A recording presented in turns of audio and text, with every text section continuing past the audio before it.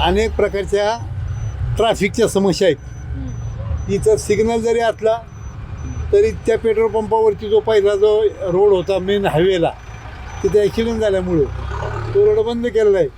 इकडं 33 सोसायट्या झाल्या, 33 बिल्डिंगा झाल्या एका बिल्डर. तिकडनं येणाऱ्या गाड्या हापते भाजी मार्केट असल्यामुळं तिथं रोज 2 ते संध्याकाळी 6 वाजेपर्यंत त्या जाणाऱ्या गाड्या आतमध्ये जातात शेतकऱ्यांच्या, आणि बाहेर येणाऱ्या गाड्यांना मार्ग तिथं नाही आहे.